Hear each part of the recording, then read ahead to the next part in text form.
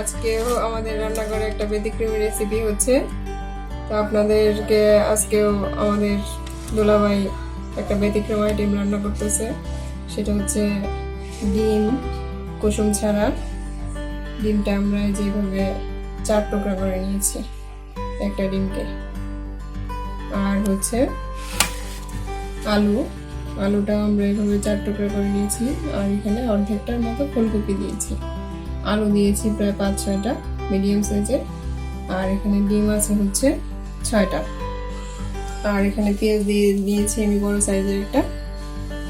তো দেখেন শেষ পর্যন্ত রেসিপিটা কি হয়। এখানে এই যে আপনারা দেখতে পারতেছেন, আমরা এই যে ডিমটাকে 4 ভাগ করেছিলাম কুসুমটা ছাড়া, কুসুমটা রেখে দিয়েছি। আর এগুলোকে আমি 1/2 চা চামচ পরিমাণ লবণ আর 1/2 চা চামচ পরিমাণ হলুদ দিয়ে এটাকে ভালোভাবে, মরিচও লাগবে না, মরিচের গুঁড়া এই যে এরকম অল্প পরিমাণ মরিচের গুঁড়াও একটু দিবেন, দিয়ে এটাকে ভেজে নেবেন একটা প্যানে। এটাকে আগে একটু ভাজতে হবে। আপনাদেরকে যেমনটা বলেছিলাম, এখন হচ্ছে আমি হেল্পার।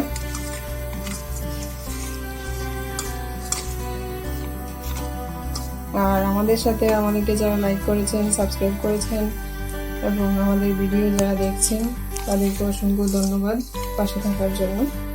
আপনাদের সহযোগিতা ছাড়া কখনোই সম্ভব না। এই যে প্যানে দেখতে পাচ্ছেন তেল দিয়ে দিয়েছি অল্প পরিমাণ। এখন ডিমগুলো দিয়ে দিচ্ছি।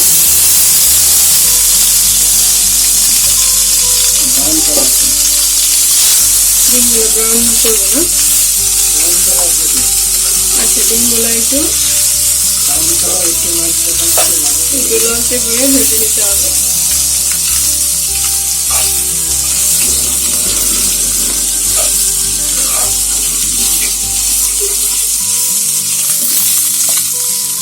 দেখতে পাচ্ছেন যে প্রায় 2 থেকে 3 মিনিট ভাজলে এটা হয়ে যাবে। এই অবস্থায় আমরা এটাকে আলাদা করে একটা প্লেটে রেখে দেব।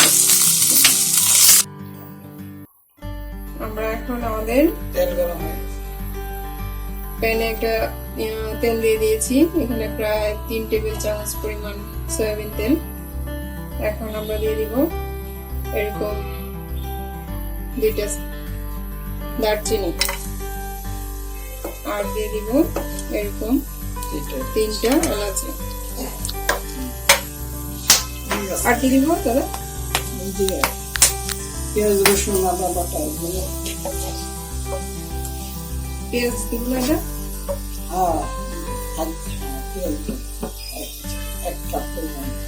এখন আমরা পেঁয়াজ দিয়ে দিচ্ছি।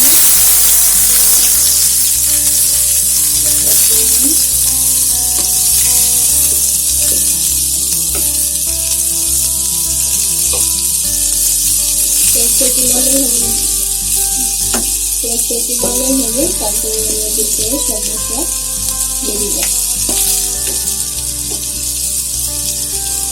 মশলা দিয়ে ভাজলে ভিটামিন রেসিপি হবে। আমরা চেষ্টা করবো আপনারা কিন্তু ভিডিওটা শেয়ার করে দেন, আমাদের সাথেই থাকবেন।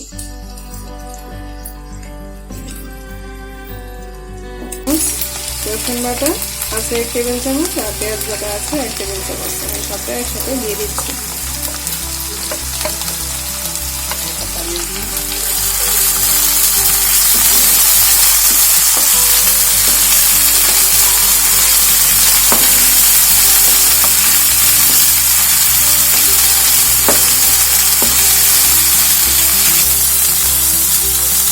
এখন আমরা অল্প একটু পানি দিয়ে দিচ্ছি।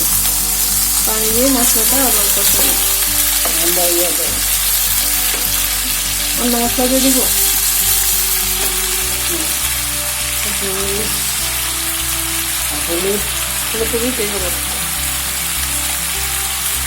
মরিচ কতটুকু দিব না? আমরা 1 চামচ মরিচ দিয়ে দিলাম, মরিচের গুঁড়া, শুকনো মরিচের গুঁড়া।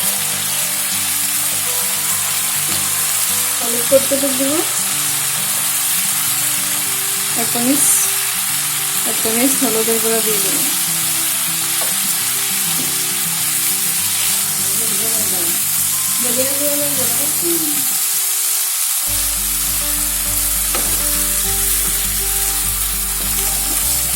আর দিয়ে দিচ্ছি একটা মিক্স ধনিয়ার গুঁড়ো,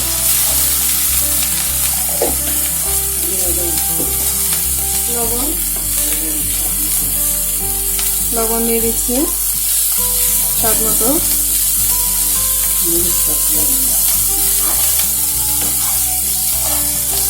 দিয়ে এটা আমরা কষাবো।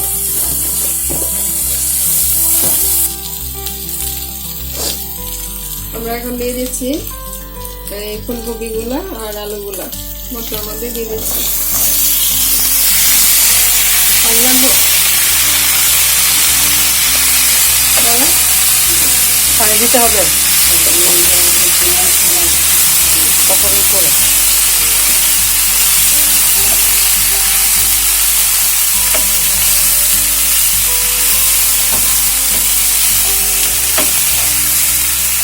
আলু আর ফুলকপিগুলো মশলার সাথে একটু কষাতে হবে।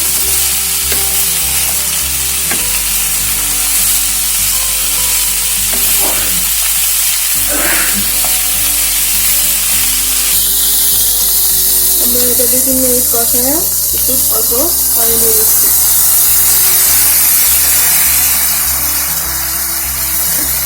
আর দিব পানি,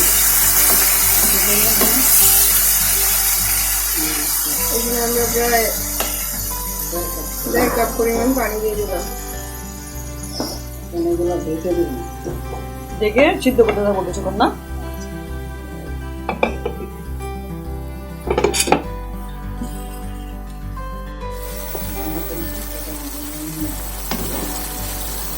এরকম অবস্থায় এটা হয়ে গিয়েছে। এখন আমরা এটাকে একটা বাটিতে ঢেলে নিচ্ছি।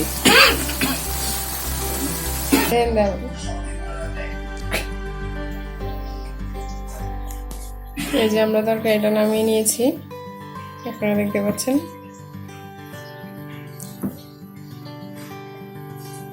সবাই ভালো থাকবেন।